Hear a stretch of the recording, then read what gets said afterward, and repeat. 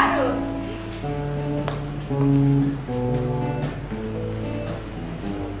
Selamat ya datang Kak. Iya, halo, Gimana Kak kabarnya? di Tuhan dahsyat dan luar biasa. Oh iya. Teman-teman mungkin ada yang belum kenal ya dengan Kak Ruth. Mungkin Kak Ruth bisa memperkenalkan dirinya dulu supaya teman-teman yang nonton bisa kenal. Halo, shalom semuanya. Perkenalkan nama saya Ruth Eunika Elobore. Saya alumni SMA Warga, lulus tahun 2017. Jadi 3 tahun yang lalu. Kak Ruth sekarang baru sibuk apa Kak? Sekarang saya lagi PKL, jadi semester akhir plus PKL di beberapa klinik di Solo dan sekitarnya. Tadi kan Kakak bilang bahwa Kakak adalah alumni di SMA Warga. Pastinya kenal dong sama Mila. Pasti kenal. Mila ini adalah pembimbing di SMA Warga Surakarta. Jadi kita sambut saja supaya menemani kita berbincang-bincang di sini. Silakan Bu Nila untuk maju ke depan.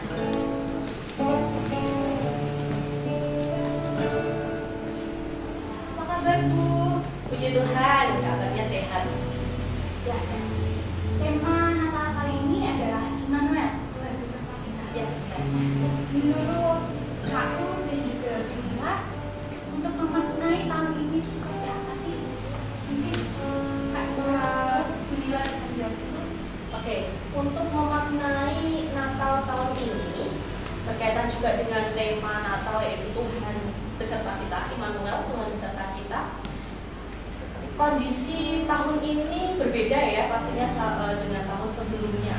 Yang biasanya kita melihat dengar Natal begitu, tetapi saat ini kita tidak bisa melihat itu begitu, tapi kita kondisinya harus semuanya serba virtual gitu ya. Natalnya virtual, ibadahnya juga virtual, online begitu. Tetapi saya sendiri berharap dengan kondisi tersebut tidak mengurangi makna Natal. Terlebih dengan tema tadi, Immanuel, Tuhan beserta kita. Dengan kondisi apapun, Immanuel, Tuhan beserta kita itu pasti kita nikmati bersama. Ya, kalau Kak Ruth sendiri gimana Kak? Ya, kurang lebihnya sama ya dengan Mila, meskipun dengan keterbatasan setiap pribadi kita, baik dan gereja-gereja di seluruh dunia mungkin yang merasakan, tapi dengan adanya tema nasional kita tahun ini, Allah tetap menyertai, Allah Immanuel ya, terbukti sekarang bahwa dalam kondisi apapun ya tetap Tuhan menyertai kita. Nah, jadi Kakak bilang bahwa saya alumni SMA Warga. Mila selama pembimbing pasti tahu lah bagaimana kehidupan Kak Ruth selama di SMA Warga, sehariannya dia di sekolah seperti apa, mainnya sama teman-teman seperti apa, tahu perkembangannya seperti apa. Mungkin Mila bisa menjelaskan. Iya, saya sendiri kenal Ruth ya semenjak di SMA ini ya, sebelumnya belum pernah melihat. Saya melihat waktu itu MPLS tahun 2017 ya Ruth masuk. 2017 itu oh ya 2014 maaf, lulusnya 2017.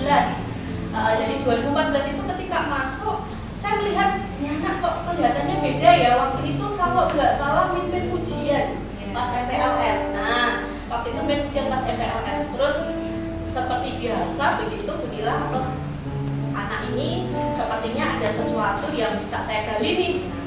Begitu, ada bakat khusus yang sepertinya Tuhan berikan ke Ruth begitu, dan bersyukurnya bisa menemukan itu, terus ternyata bisa memberkati lingkungan sekitarnya, bisa memberkati teman-teman satu kelasnya, bahkan ketika di SMA Warganya ada persekutuan begitu ya, Christian Student Fellowship, Ruth salah satu orang yang mungkin bisa jadi ikut turut memperakarsai begitu, artinya persekutuan itu begitu. Terus kalau di kelas ya seperti anak-anak pada umumnya begitu, Ruth ini yang dikelilingi dengan teman-teman yang beraneka ragam ya Ruth ya, sangat beraneka ragam gitu ya.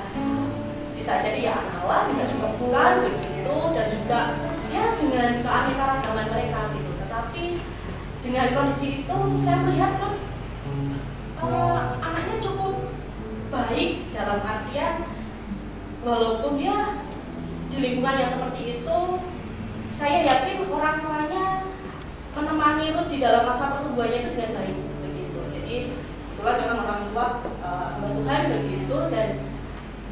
sehari-hari mestinya dididik dengan didikan yang benar, pendidikan yang baik. Tapi waktu itu saya melihat kelas berapa ya ketika waktu itu dia cukup struggle dengan kondisinya yang tiba-tiba harus mandiri. Ya, nah pas waktu itu masih kelas 10 ya, ditinggal oleh papahnya yang sebelumnya tinggal oleh mama dulu kan ya. Saya melihat ini anak tinggal sendirian nih, tinggal dengan kakaknya dan juga kakak-kakaknya, tetapi dalam artian sendirian itu tanpa orang tua. Tetapi kondisinya tidak membuat dia terus ya wes lah gitu ya, atau ya sudah lah saya sebagai orang yang nggak punya orang tua ya udah saya jadi anak berandalan saja. Tapi ternyata tidak. Wah, dia tetap giat dalam pelayanannya, begitu. Main musiknya oke. Nah, seperti tadi mungkin kita bisa melihat begitu ya nanti. Mungkin kita bisa lihat Ruth dengan keberadaannya itu ternyata bisa berkati banyak orang. Dari Kak Ruth sendiri, mungkin bisa ceritakan latar belakang Kak Ruth seperti apa, dan mungkin ada kesaksian yang mau disampaikan pada teman-teman di rumah. Ya, kalau dibilang latar belakang kurang lebihnya ya hampir mirip-mirip ya sama seperti yang Bu Mila katakan di SMA itu, dengan lingkungan yang beraneka ragam karakter, apalagi anak-anak SMA dibilang kan anak-anak yang berani jadi diri ya Bu ya. Jadi kadang-kala ya saya ada di jalan lurus, kadang-kala juga ya itu belok-belok juga gitu kan. Tapi yang saya bersyukur adalah tangannya Tuhan tuh masih pegang erat gitu. Jadi kalaupun saya belok tuh kayak nggak belok terlalu jauh, segera ditarik sama Tuhan gitu. Dan saya bersyukurnya di situ. Sebenarnya kalau dilihat teman-teman saya mungkin Bu Nila jauh lebih tahu, teman-teman saya tuh lingkungannya sebenarnya ya cukup ekstrim ya Bu ya, cukup ekstrim gitu kalau dinilai gitu kan. Apalagi jadi kayak berbanding terbalik antara saya tuh tiap hari Jumat CSF, Senin, Selasa, Kamis dan Sabtunya tuh saya berkumpul dengan anak-anak yang wow, di SMA pun juga dibilang wow gitu kan. Jadi tapi yang saya bersyukur adalah waktu saya SMA itu waktu dimana saya belajar untuk saya memilih mana pergaulan yang baik dan mana pergaulan yang enggak baik. Mungkin waktu saya kalau SMA saya terlalu jatuh terlalu dalam, mungkin saya ke sininya sampai saya kuliah pun saya mungkin saya nggak akan kuliah, mungkin saya ke hal-hal yang lain. Tapi saya bersyukur sama Tuhan, itu tadi Tuhan masih pegang erat gitu kan. Dan kalau dibilang latar belakang, puji Tuhan saya cukup punya keluarga yang sebenarnya bukan fanatik ya, tapi kami lebih punya kebiasaan di mana kita setiap hari diharuskan ada misbah dan tetap melayani Tuhan dalam keadaan apapun. Sebenarnya itu aja sih kalau dilihat latar belakang ya. Nah, ini setelah kita mendengar tentang latar belakang Kak Ruth, ada pertanyaan nih Kak, apa sih yang membuat Kak Ruth bisa bertahan? Bahkan kita bisa lihat bahwa kehidupan Kakak itu sangat memberkati orang-orang di sekeliling Kakak. Kalau kenapa saya bisa bertahan ya, dari kalau boleh saya kesaksian sedikit dari kelas 1 SMA, itu sebenarnya titik dimana semua anak mungkin ya Bu ya, semua anak akan merasakan titik terendahnya dimana harus melepaskan kedua orang tua saya dalam waktu yang dekat gitu kan. Jadi mama itu hanya selang 1 tahun lah, hanya selang 1 tahun kemudian bapak meninggal dan kedua-duanya karena sakit, dan sakitnya itu pun dengan waktu yang singkat gitu. Jadi bukan waktu yang lama saya punya kesempatan untuk istilahnya membayar apa yang sudah bapak mama saya berikan, tapi itu tadi Tuhan hanya kasih sebentar saja waktu untuk saya bersama dengan mama saya. Tapi yang bikin saya bertahan itu cuma satu, dari papa mama saya sakit, saya cuma belajar gimana saya harus bertahan dalam keadaan apapun. Karena dari kecil pun bapak selalu bilang ikut Tuhan itu nggak enak gitu kan, tapi waktu kamu nggak enak itu kamu harus setia dalam apa? Setia melakukan apapun, pekerjaan apapun yang kamu lakukan untuk Tuhan, lakukan apapun yang kamu kerjakan untuk Tuhan. Jadi pertanyaannya kalau kenapa bisa bertahan, ya saya bertahan karena saya melakukan apapun yang saya lakukan untuk Tuhan. Jadi otomatis kalau saya melakukan apapun yang saya kerjakan untuk Tuhan, ya otomatis Tuhan memberkati saya dan berkenan kepada Tuhan. Karena itu yang pertama. Yang kedua, terus memberkati itu bukan berarti kita terus-terusan ngasih berkat dengan materi ya, tapi dengan kesaksian, dengan cara hidup kita, dengan gaya hidup kita. Menurut saya itu pun juga salah satu cara untuk kita bisa memberkati orang gitu. Oh begitu ya Kak. Oh iya, ngomong-ngomong Kakak ini kan punya ciptaan lagu ya. Ya kurang lebihnya seperti itu. Nah, mungkin kakak bisa menceritakan latar belakang dari lagu. Ya, jadi lagu ini sebenarnya bisa dikatakan rilis tahun 2018. Jadi pada waktu itu puji Tuhan saya dapat kesempatan untuk ikut menciptakan lagu dan menyanyikan beberapa lagu. Pada waktu itu mini album lah ya, bisa dibilang mini album bersama dengan beberapa pendeta di Papua. Jadi pada waktu itu ada ulang tahun gereja Gigi se-Indonesia pada waktu itu, dan pada waktu itu dirayakan di Papua, dan saya berkesempatan untuk menciptakan salah satu lagu bersama dengan salah satu pencipta lagu yang lain juga untuk menciptakan lagu ini gitu. Dan lagu ini di beberapa kesempatan saya kesaksian di Pemuda atau dimanapun saya menyaksikan lagu ini, karena kurang lebihnya ini salah satu curahan hati saya sama Tuhan, bahwa penyertaan Tuhan, kasihnya Tuhan sempurna dalam keadaan apapun gitu. Jadi kenapa saya di sini juga menyanyikan lagu ini, karena saya mau tetap supaya teman-teman semua, setiap orang-orang yang mendengarkan lagu ini tetap percaya bahwa kasihnya Tuhan sempurna dalam apapun yang kita alami, apapun yang keadaan kita sekarang, tetap kasihnya Tuhan sempurna. Nah, Kak, saya percaya bahwa kehidupan kakak itu disertai oleh Tuhan. Khususnya kakak juga memberkati banyak orang. Dan saya percaya banyak orang yang membutuhkan kakak di depan kakak. Nah, termasuk orang-orang komunitas kakak. Nah, di sekolah kan ada acara CSF, Christian Student Fellowship. Nah, mungkin kakak merasakan nggak sih kak, gimana kegiatan keagamaannya dan dampaknya seperti apa untuk kehidupan kakak?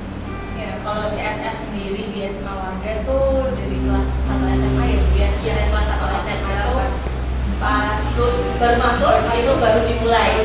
Dulunya mungkin apa tuh ya? Kita masih bingung-bingung Bingung mau buat apa ya, namanya apa gitu, belum tercetus sama sekali begitu. Akhirnya coba ngobrol dengan anak-anak waktu itu, terus sama kelas 11, Ya. kelas 12, terus akhirnya lagi coba CSF. Ya, kalau untuk saya sendiri CSF mungkin awal-awal tahun itu masih sedikit ya Bu ya. Iya, Mungkin masih benar.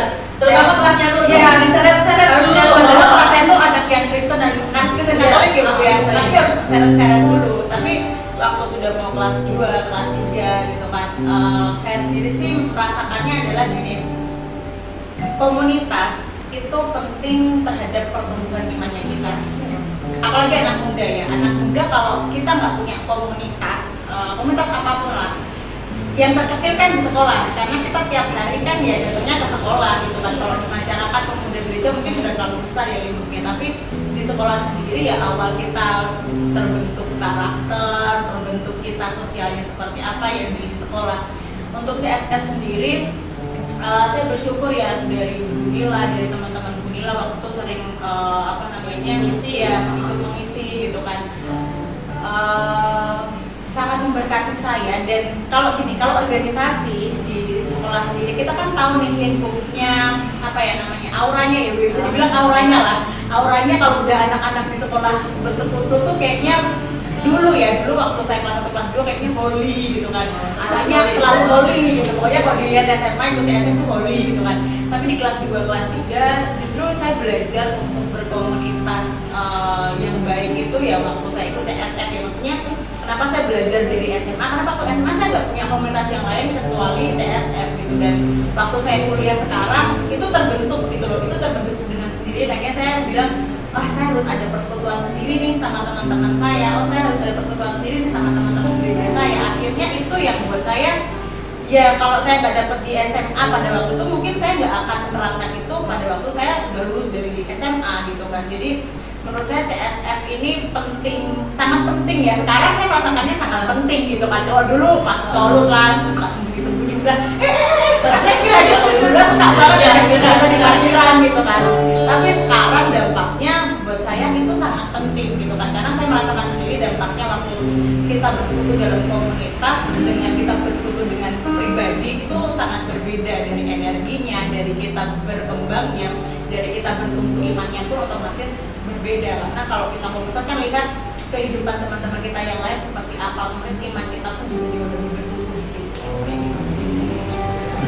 Luar biasa sekali ya Bu ya. Ya. Nah, untuk Bunila ini, pastinya Bunila mengalami banyak tantangan ya selama di SMA lagi ya, apalagi menghadapi karakter teman-teman yang sangat berbeda, beda satu sama lainnya. Bagaimana sih Bu? Mungkin Ibu bisa menceritakan tantangannya seperti apa, prosesnya seperti apa, supaya teman-teman yang di rumah juga tahu. Oke, mungkin anak-anak yang di rumah yang nonton begitu ya, nonton acara ini bisa melihat juga, oh ternyata selama ini Christian Student Fellowship yang dibentuk atau yang dibuat selama ini sebenarnya maksud tujuannya dari awal itu adalah sebagai tempat atau sebagai wadah anak-anak Kristiani untuk bertumbuh begitu, dan juga pastinya belajar melayani. Saya pikir begini, kalau di gereja itu mungkin anak-anak jadi cenderung sungkan begitu. Wah, di gereja itu saya pintar nyanyi banyak, yang pintar nyanyi itu banyak, yang pintar main musik banyak. Tetapi di sini Bunila secara pribadi menggali begitu. Kira-kira siapa ya yang sebenarnya punya bakat musik walaupun nggak jago-jago banget begitu ya, nggak profesional banget begitu, tetapi bisa belajar memberanikan diri untuk melayani begitu. Sebenarnya nggak harus yang pintar, nggak harus yang sudah profesional begitu, tetapi yang Bunila lihat adalah hatinya, keinginan hatinya begitu ya, keinginan hatinya untuk melayani Tuhan begitu.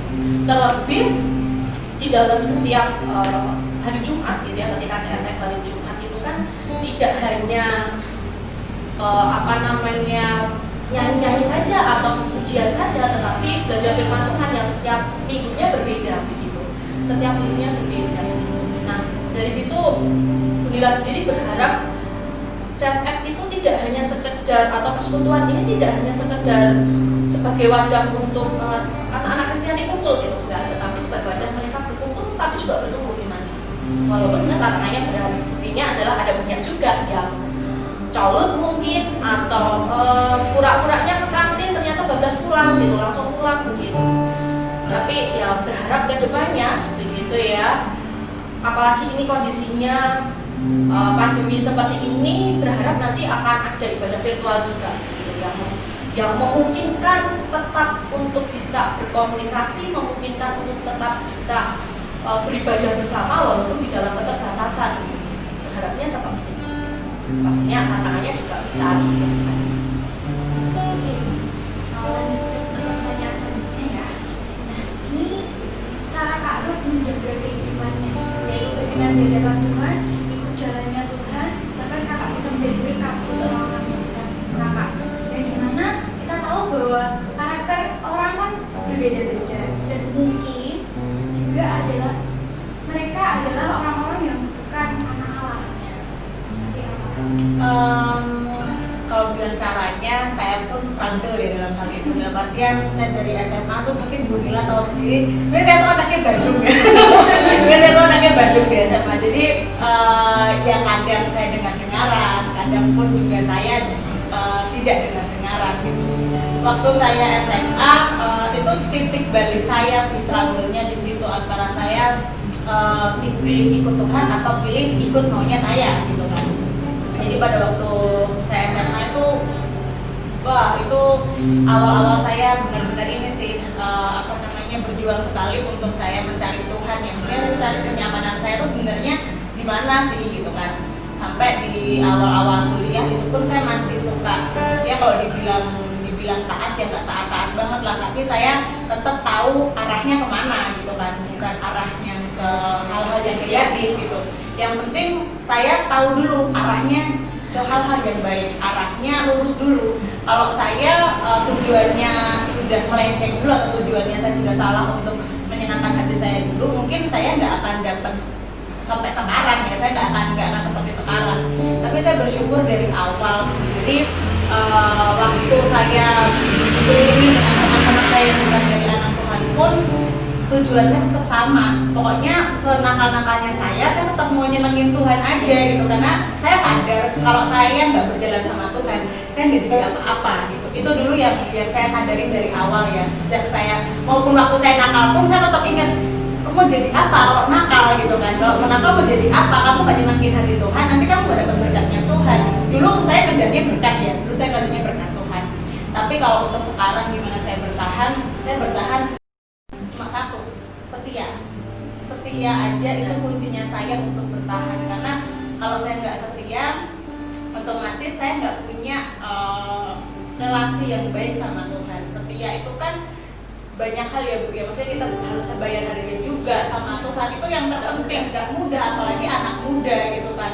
Seusia saya tuh untuk bayar harga, untuk setia dalam hal apapun ya, setia baik di dalam gereja ataupun setia di perkuliahan seperti saya, ataupun teman-teman setia untuk tetap bersekolah, tidak malas-malesan, itu sulit gitu kan. Tapi kalau kita nggak punya tujuan dulu dari sekarang, kita nggak merancang tujuannya, kita mau kemana nih gitu kan, ya kita nggak akan terarah gitu, nggak akan terarah, kita nggak kemana. Tapi kenapa saya bisa sampai bertahan sampai hari ini? Yang pertama, karena saya tahu tujuan dulu. Saya tahu tujuan saya, kalau nggak hidup bersama Tuhan, saya nggak berhasil. Itu yang pertama. Yang kedua, saya punya prinsip gini, kalau saya nggak setia melayani Tuhan, ini dulu ya prinsipnya saya ya, waktu saya SMA, saya nggak bisa makan dulu ya. Dulu saya pikirnya gitu, kalau saya nggak setia, kalau saya nggak kejar, istilahnya kejar pelayanan, ya berarti Tuhan nggak ngasih berkat. Dulu konotasinya saya pokoknya tentang berkat dan semuanya tentang uang waktu saya SMA. Tapi waktu saya kuliah ini, kesetiaan itu lebih ke bagaimana kalau saya nggak setia, Tuhan nggak berkenan. Kalau saya mikirnya seperti itu, kalau saya nggak setia, kalau saya melakukan segala sesuatunya untuk manusia, ya Tuhan nggak berkenan dalam hidup saya, dan nantinya saya nggak akan jadi berkat dan Tuhan nggak akan memberkati saya. Jadi konotasinya bukan saya cari berkat dulu, tapi saya harus do something dulu buat Tuhan, baru Tuhan kasih itu ke saya. Gitu. Itu yang kedua. Dan yang ketiga, tetap lakukan apa yang jadi tujuan kamu. Jadi kalau saya sekarang yang tujuan saya harus lulus kuliah gitu kan, dengan nilai yang cum laude, ya saya harus tetap terarah dalam hal itu. Mau godaan semacam apapun, mau teman-teman saya ngajak yang aneh-aneh pun, ya namanya anak kuliah kan pasti temennya tambah aneh-aneh lagi kan, jadi ada yang beda, hidupnya lebih luas gitu kan, dan teman-temannya lebih bilang lebih nakal, pasti jauh lebih nakal. Lah SMA aja teman-teman saya nakal gitu kan. Tapi saya bersyukur sama Tuhan, saya tetap terarah gitu kan, karena saya udah pegang dulu nih, Tuhan pegang kendali hidup saya supaya saya tetap terarah gitu.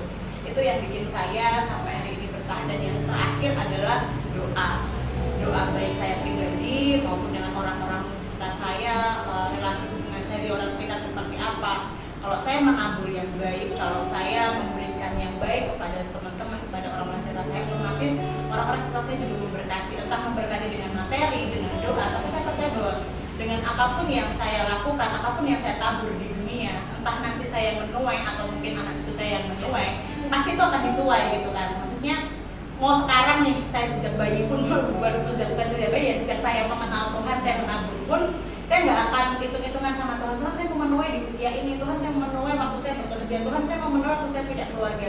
Saya nggak bisa apa ya istilahnya, tolak ukur sama Tuhan atau negosiasi sama Tuhan. Tapi saya percaya bahwa waktu saya menabur, kapanpun saya menabur di tempat yang benar, Tuhan pasti akan berikan tuaian itu sama saya, entah untuk saya nanti, atau waktu saya tua nanti, atau mungkin ke anak cucu saya nanti. Intinya Tuhan akan membuat tuaian itu kembali kepada saya. Apa yang saya tabur itu pasti Tuhan yang akan kembalikan sama saya. Itu sih, saya bertahan sampai hari ini. Luar biasa. Mungkin Mila mau menambahkan sesuatu Bu? Ya, kalau kita melihat begitu ya, untuk anak muda zaman sekarang dengan berbagai macam tantangannya begitu ya, dengan berbagai macam tantangan, terlebih zaman sekarang, zaman istilahnya 4.0 begitu ya, dengan beraneka ragam yang ada gitu ya.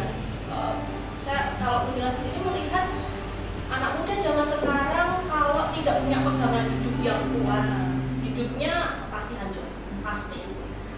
Anak muda sekarang itu kalau hidupnya tidak dikendalikan oleh Allah sendiri, ya hidupnya tidak pada jalurnya yang Tuhan mau. Begitu. Terlebih ada satu ayat yang Mila cukup berkesan gitu, di Mazmur 119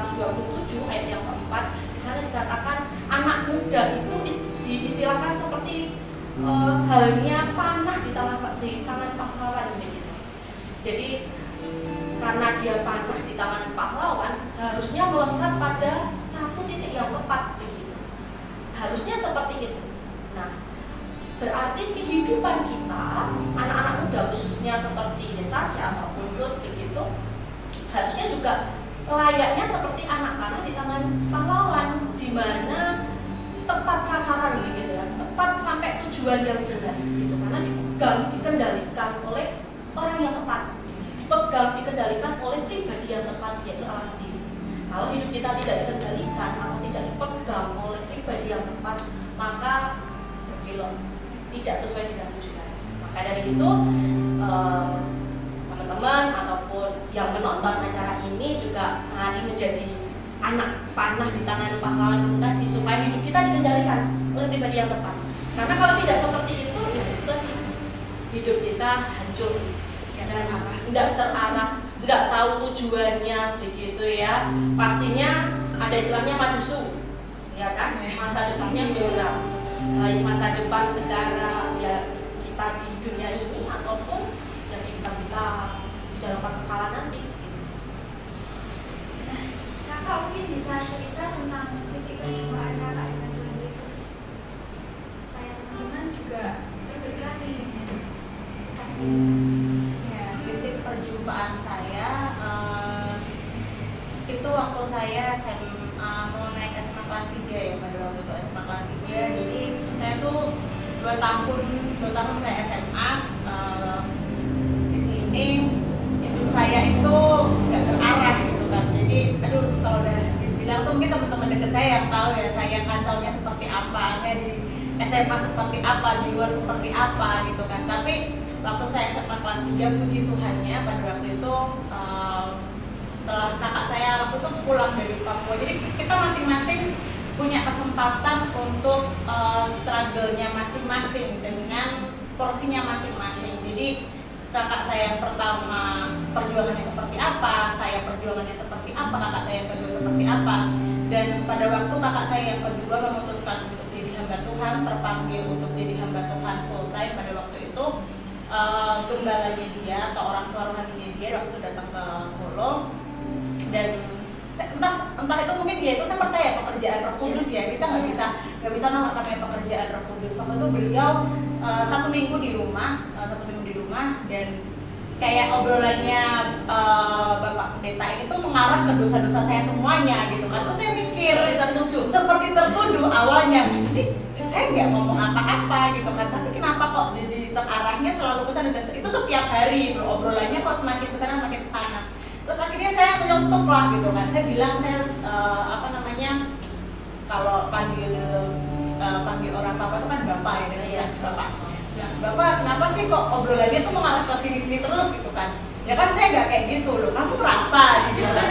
Ya saya nggak merasa sih Bapak gitu kan. Terus akhirnya ya karena pekerjaan Roh Kudus sendiri yang akhirnya mendorong saya untuk saya mengaku apapun yang saya lakukan, ya kenakalan-kenakalan yang saya lakukan, yang sebenarnya kalau dibilang kenakalan-kenakalan saya itu sebenarnya nggak yang harus dilakukan kenakalan anak-anak SMA. Saya lebih kenakalan saya tuh mungkin kalau dibilang ya ngapain sih kamu lakukan itu, kamu anak hamba Tuhan ngapain sih ngelakuin itu, kamu tuh dilihat orang rohani loh, ngapain sih kamu ngelakuin itu gitu pada waktu itu. Dan saya merasa bahwa saya langsung dari bilang sama diri saya, kamu munafik banget gitu, kamu munafik banget loh, kamu nggak bisa terus-terusan hidup seperti ini, kamu nggak bisa terus-terusan hidup dengan bertopeng di depan orang gitu kan, hanya berpura-pura baik. Tapi waktu titik dimana saya sudah mau kelas SMA kelas 3, bukan karena SMA kelas 3 waktu itu kan tantangannya lebih berat ya, enggak, tapi ada perjumpaan saya dengan Tuhan secara pribadi pada waktu, dan akhirnya Roh Kudus yang mendorong saya untuk bertobat. Di situ saya mengucapkan sejujur-jujurnya sama Tuhan, saya mengutarakan segala sesuatu yang sama Tuhan, dan saya bilang, Tuhan, tanpa Tuhan saya nggak bisa apa-apa. Selama ini yang saya lihat hanya berkat, uang, dan pokoknya yang penting sekolah saya tercukupin, saya melakukan berbagai macam hal gitu kan. Dan akhirnya puji Tuhan waktu saya SMA kelas 3, di situ titik awal saya berjumpa dengan Tuhan. Saya kembali bangun mesbah lagi sama Tuhan secara rutin dan teratur gitu kan, bukan karena saya mencari berkatnya Tuhan lagi, tapi lebih ke gimana saya harus berkenan kepada Tuhan gitu, dan menjaga hidup saya untuk tidak mengulang seperti yang dulu lagi. Dan yang kedua adalah saya membatasi diri untuk tidak berteman dengan orang-orang yang nantinya akan mempengaruhi saya ketika saya kembali ke masa lalu saya gitu. Jadi mulai pada saat itu saya benar-benar membatasi diri tidak berteman dengan teman-teman saya yang suka ngajak malam, ada keluar malam, suka nongkrong malam. Saya pernah membatasi diri, saya bilang enggak, saya sudah tidak bisa gitu kan. Karena kalau saya masih tetap berteman dengan mereka, ya paling jangka waktunya hanya 1 tahun lah paling lama bertahan. Pasti dalam hati aku pingin gitu loh. Jadi pastikan kalau saya bertobat ya saya juga harus melepaskan segala sesuatu yang nantinya akan mempengaruhi saya gitu. Dan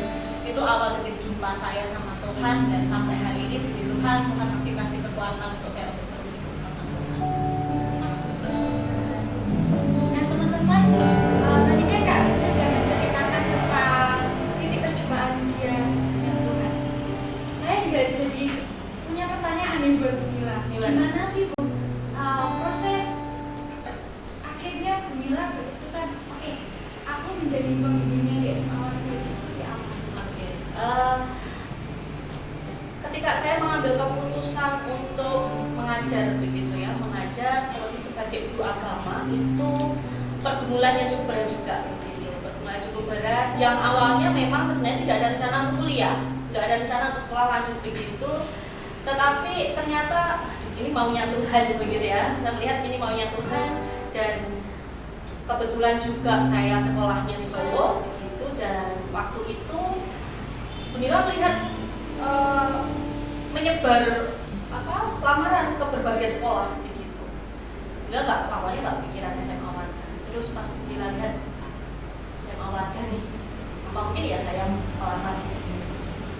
Apalagi waktu itu sebenarnya secara pribadi belum begitu ngeh untuk jadi guru gitu. Belum begitu ngeh jadi guru, atau belum begitu apa ya istilahnya, terpanggil, tapi ini benar nggak sih gitu. Waktu itu ya saya menguji begitu ya, saya menguji panggilan Tuhan itu dengan saya mencoba untuk melamar ke berbagai tempat. Terus saya juga melamar di SMA Warga begitu, dan ternyata Tuhan memberikan kemampuan kepada saya. Tuhan memberikan keterampilan kepada saya untuk mengajar begitu, dan akhirnya ya SMA Warga sebagai tempat pelabuhan saya begitu ya, untuk menyandarkan atau untuk istilahnya ketika saya menguji panggilan Tuhan itu tadi, ternyata iya, kamu mengajar. Dan kenapa tempatnya di Warga, yaitu berkat Tuhan. Itu berkat Tuhan, dan bisa bertemu dengan orang-orang yang luar biasa ini ya, anak-anak yang luar biasa, anak-anak yang bisa berkati banyak orang juga gitu ya. Di Stasia bisa belajar dari hidupnya Kak Ruth ya, ke depannya siapa tahu di Stasia sendiri bisa menciptakan lagu juga. Nah, begitu ya. Jadi saya sendiri ketika terpanggil juga menjadi seorang pengajar juga tidak mudah begitu, karena ini khusus begitu ya, maksudnya mengajar tetapi juga secara rohani mendampingi anak-anak, dan itu nggak mudah. Perjuangan selama ini sekitar hampir 7 tahun ini itu tidak mudah gitu. Seperti yang dikatakan tadi, setiap Jumat waktunya udah sampai parkiran, dia harus ngejar-ngejar mereka, atau harus ngejar dari lantai 3 turun ke lantai 1, nyari anak-anak, mengumpulkan mereka supaya bisa datang beribadah begitu.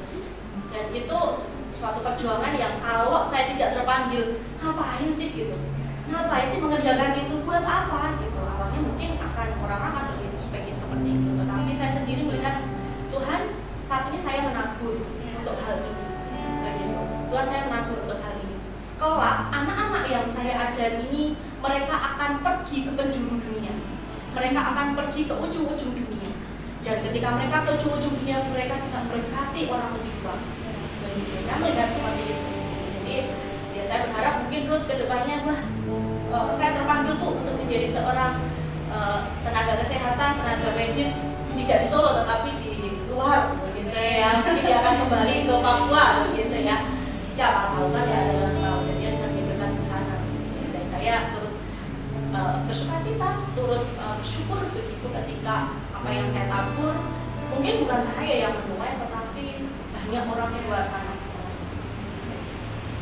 Nah, teman-teman, saya secara pribadi merasa terberkati dengan cerita-cerita dari Kak Ru dan juga Bunda. Sebelum itu, kita mau memuji Tuhan, kita mau memberikan ucapan syukur kita buat kehidupan kita sehingga kita sampai di tempat ini dalam keadaan yang baik, bahkan kita menerima setiap penyertaan Tuhan dalam kehidupan kita. Kita mau pujikan berkat kemurahan.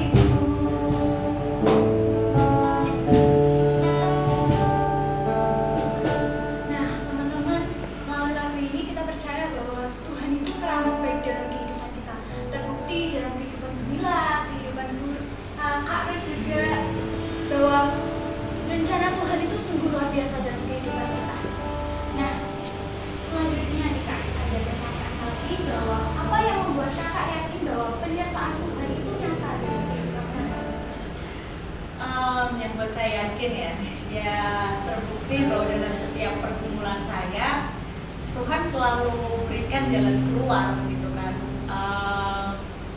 Bukan hanya dalam setiap pergumulan ya, maksudnya kalau dilihat dari saya SMA, saya mau berharap sama siapa sih gitu kan. Waktu saya SMA kelas 1, saya bilang Tuhan, papa saya udah nggak ada, mama saya udah nggak ada gitu kan. Saya mungkin pada waktu saya mikir gini, saya mungkin nggak ya Tuhan bisa melanjutkan SMA, saya mungkin nggak ya Tuhan saya bisa kuliah gitu kan, saya mungkin nggak ya Tuhan saya bisa berhasil gitu. Karena kalau saya dilihat kakak saya tuh nggak ada tabungan yang cukup untuk menyekolahkan saya. Papa saya pun juga nggak punya tabungan yang cukup untuk menyelesaikan sekolah saya sampai selesai. Dan pada waktu itu kakak saya masih kuliah di UNS, kakak saya yang SMA pun dia baru lulus sekolah, baru lulus SMA. saya yang masih SMA, kakak saya waktu itu SMA kelas 3, saya yang masih SMA kelas 1, Tuhan mau bawa keluarga saya mau seperti apa Tuhan gitu loh. Saya udah nggak ada pegangan lain selain saya hanya pegang Tuhan dalam kehidupan saya. Saya nggak punya harapan lain selain saya hanya mengharapkan Tuhan, dan bersyukurnya saya pada waktu itu saya tidak berharap sama manusia. Saya paling nggak bisa berharap sama manusia. Baik saya waktu nakal sampai saat ini ya, maksudnya waktu saya dengan kehidupan saya yang dulu pun saya belajar, saya tuh menolak mentah-mentah kalau orang itu mau kasih saya. Dulu saya mikirnya, karena kamu kasihan sama saya, karena saya yatim piatu makanya kamu kasih sama saya. Jadi saya suka sirik pada waktu dulu kan. Saya mampu, saya punya Tuhan yang hebat, saya mau supaya Tuhan sendiri yang nyatakan itu dalam kehidupan saya. Itu terbukti waktu saya lulus SMA. Saya pun masuk ke sekolah ke perguruan saya yang sekarang ini, itu pun juga karena mujizat Tuhan. Kalau mau dikata, saya ini masuk di Stikers ini itu benar-benar karena kemurahannya Tuhan ya. Pada waktu itu saya bilang sama Tuhan, saya nggak mungkin untuk kuliah. Kenyataan memperlihatkan bahwa saya nggak mungkin kuliah karena kakak saya nggak punya uang. Kakak saya pada waktu itu pun juga sedang semester akhir ya Bu ya, mau skripsi. Kakak saya pun juga udah mau kuliah sama dengan saya karena kakak saya sempat 1 tahun berhenti dan saya juga mau kuliah. Saya bilang, Tuhan, waktu dulu waktu saya SMP kelas 3 mau ke SMA. Jadi saya tuh udah pernah SMA, tapi saya waktu itu berhenti karena bapak saya sakit, gak ada yang rawat dan saya harus merawat bapak saya selama 1 tahun. Jadi saya sempat berhenti sekolah selama 1 tahun. Saya bilang saya kembalikan lagi sama Tuhan. Tuhan, pada waktu itu saya sudah pernah declare sama Tuhan. Saya bilang, Tuhan, cukup 1 kali ini saja saya berhenti sekolah. Saya nggak mau berhenti, apapun alasannya saya nggak mau berhenti lagi untuk sekolah atau melanjutkan sekolah apapun. Pokoknya saya mau tetap, kalau masalah tentang pendidikan saya mau jalan lurus Tuhan. Tuhan nyatakan mujizat Tuhan dalam kehidupan saya hari ini. Saya bilang gitu kan. Pada waktu mau masuk di Stikers, paling nggak saya harus punya duit itu 20 juta. Gak ada tabungan saya 20 juta. Anak kuliah mana punya tabungan 20 juta? Apalagi kita yang piatu ya pada waktu itu. Tapi Tuhan nyatakan itu semua dalam waktu 3 hari. Saya ambil doa puasa full pada waktu itu. Saya bilang, Tuhan, saya nggak mau mengharapkan manusia, saya nggak mau minta sama manusia, saya nggak mau minta yang mungkin dibilang keluargamu ada yang ini, ada yang itu, ada yang bisa, ada yang ini. Enggak, saya nggak mau berharap Tuhan. Saya cuma mau berharap sama Tuhan, nyatakan mujizat Tuhan sampai di mana waktu yang tepat untuk saya membayar. Saya bilang gitu. Pada waktu hari Sabtu jam 9 malam, jam 7 malam terakhir. Saya bolak-balik hari Sabtu itu, saya bolak-balik ke ATM, bolak-balik ke ATM. Gak ada di ATM saya uang 20 juta, gak ada ya, tetap 80 rupiah, padahal 80 ribu rupiah, padahal kan saldonya kan paling minim ya Bu ya. Bilang, Tuhan, kenyatakan kata saya melihat ini cuma 80 ribu Tuhan, gak ada uang 20 juta. Tapi saya mau Tuhan, jam 7 malam ada 20 juta dalam rekening saya bilang, saya mau 20 juta ada di rekening saya gak mau tahu Tuhan. Kalau Tuhan berkenan saya kuliah, otomatis 20 juta Tuhan ada kan di rekening saya. Kalau Tuhan gak berkenan, memperkenankan saya untuk kuliah, berarti ya memang Tuhan gak menyediakan berkatnya. Singkat ceritanya, Sabtu terakhir kali saya tuh dari jam 6 sampai jam 7 saya bolak-balik ATM. Jam 7 kurang 15 saya datang, sebelum saya datang ke ATM saya bilang, Tuhan, ini terakhir kalinya saya datang ke ATM. Saya melihat nominal di ATM saya berubah jadi 20 juta. Saya nggak mau tahu itu dari mana datangnya, saya mau itu ada tertulis nominal 20 juta. Dan waktu saya datang ke sana, sebelum saya membuka pintu ATM, saya doa lagi, Tuhan, sebelum saya buka pintu ATM dalam nama Tuhan Yesus sudah ada nominal 20 juta. Terbuka, saya pencet, sudah ada nominal 20 juta. Sampai hari ini saya nggak tahu itu berkat dari siapa, tapi saya percaya itu datangnya dari Tuhan. Saya sampai hari ini nggak pernah ada di chat saya, di SMS saya bilang sudah saya kirim 20 juta atau sudah bapak kirim, sudah mama kirim, sudah tante om kirim, sudah nenek kakek kirim. Sama sekali nggak ada sampai hari ini. Dan Tuhan nyatakan bukan hanya cuma 1 kali ini loh ya. Ini mungkin yang kelas 3 begitu ya, yang akan sebentar lagi mau kuliah dan bingung biayanya dari mana ya, dari mana. Berdoalah seperti yang Kak Ruth sampaikan tadi, berdoalah begitu ya. Allah yang sama yang telah memberkati Kak Ruth adalah Allah yang sama juga yang akan berkati kalian, begitu ya. Jadi Allah yang memberkati Kak Ruth adalah Allah yang berkati Budila, tetapi juga Allah yang berkati Distasia. Jadi semuanya adalah Allah pribadi yang sama yang akan memberkati kita semua, begitu ya. Bahkan untuk kalian yang saat ini menonton acara ini begitu ya. Jadi berkat Tuhan akan jatuh kepada orang yang tepat. Dia tidak akan salah pilih untuk memberkati anak-anak. Kuncinya satu, seperti yang Ruth katakan. setia dan takut akan Tuhan. Tidak ada kata yang lain. Setia dan takut akan Tuhan. Sampai kapan? Sampai Maranatha. Sampai Tuhan datang. Yang kedua saya. Dan kita percaya bahwa firman Tuhan itu sungguh menguatkan kita ya. Mungkin ada nggak sih Kak ayat-ayat yang benar-benar menguatkan Kak? Sebenarnya banyak ya kalau dibilang, kalau kita membuka ayat firman Tuhan tuh semuanya tuh menguatkan ya Bu ya, semuanya menguatkan. Cuma ada beberapa ayat. Yang pertama, dimanapun saya ada, dimanapun saya berdiri untuk bersaksi, untuk kesaksian, saya selalu bilang apa yang tidak pernah saya pikirkan, apa yang tidak pernah saya bayangkan, apa yang tidak pernah timbul dalam hati saya, dalam pendengaran saya, itu semua yang Tuhan sediakan dalam kehidupan saya.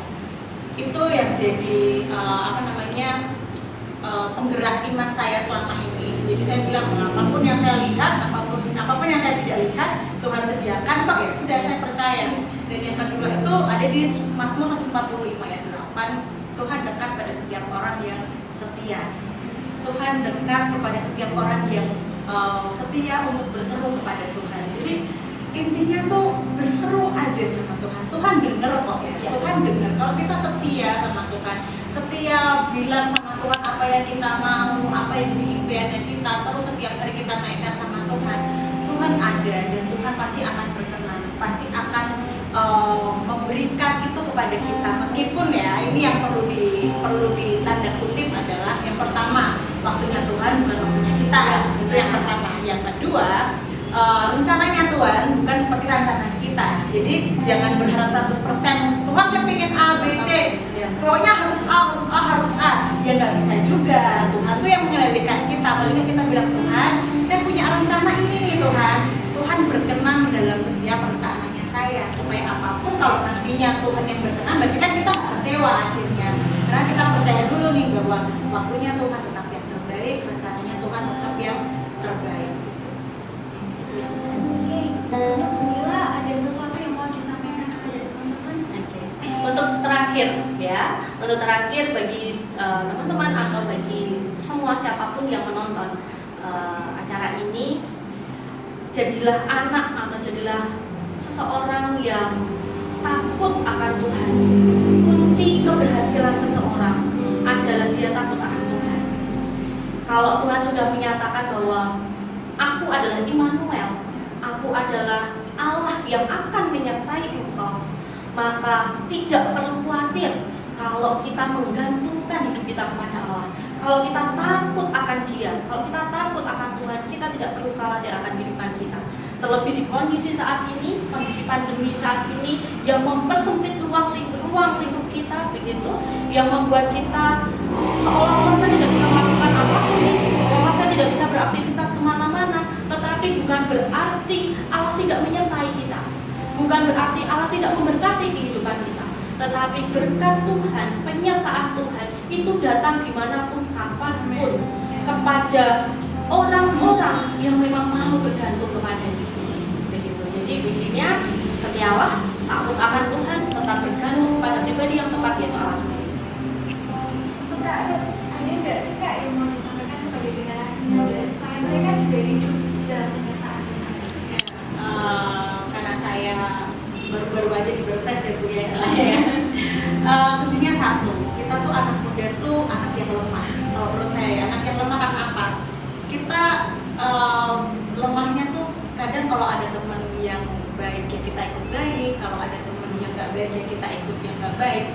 Gampang kepingin gitulah ya, gampang kepingin gitu loh. Jadi gampang ikut-ikutannya tuh gampang. Kita lemahnya tuh di situ. Semua anak muda itu pasti begitu karena keinginan tahuannya dia tuh tinggi gitu kan. Jadi keponya tuh tinggi. Jadi pengen pokoknya teman yang A pengen, teman yang kayak gitu pengen, aku pengen gitu kan. Justru di saat kita lemah, satu, kalau kita tahu kita sadar lemah, kita minta kekuatan sama Tuhan supaya kita nggak belok ke kanan, belok ke kiri. Karena kita tuh harus sadar dulu kita ini anak yang lemah. Nggak bisa kita kalau anak yang lemah nggak bergantung yang kuat, nggak akan bisa.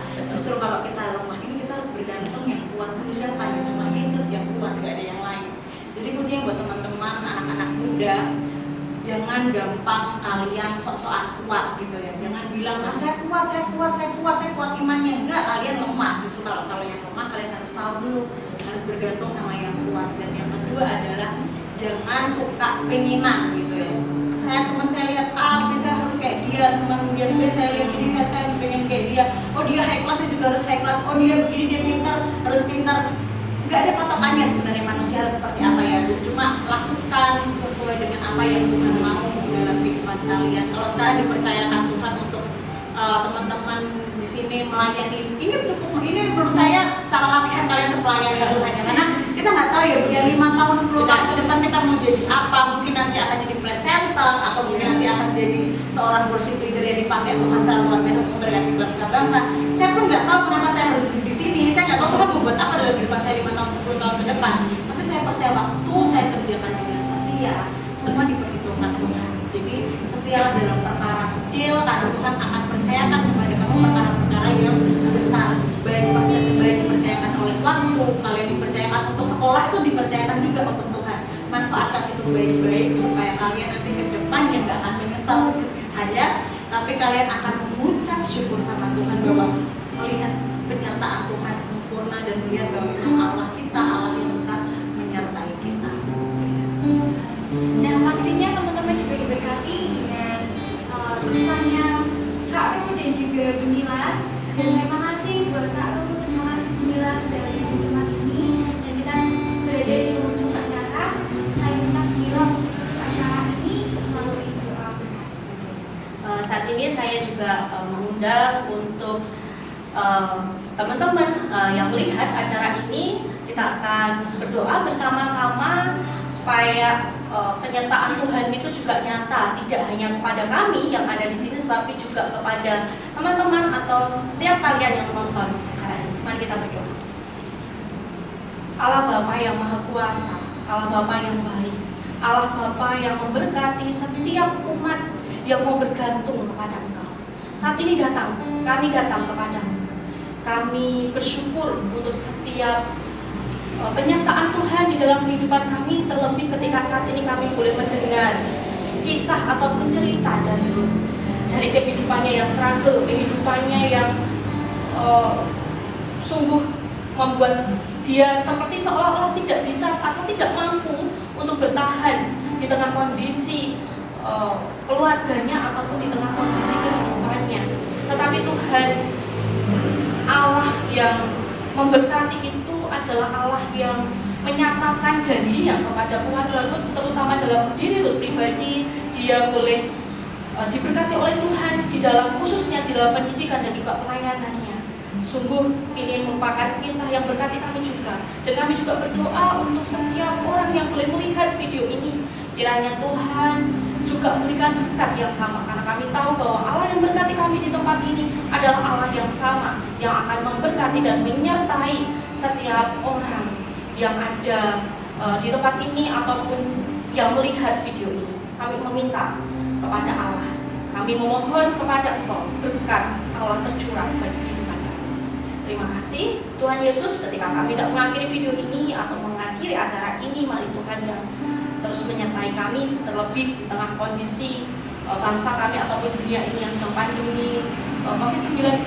Mari Tuhan yang memberkati, Tuhan yang menyertai, menjagai, bahkan juga setiap tenaga medis, tenaga kesehatan. Tuhan yang berkati setiap mereka, sehingga pandemi cepat berlalu, sehingga kami boleh beraktivitas seperti sedia kala. Terima kasih Tuhan Yesus, demi nama Yesus Kristus kami berdoa. Amin. Oke, sebelum kita mengakhiri acara hari ini, saya mengundang teman-teman yang ada di sini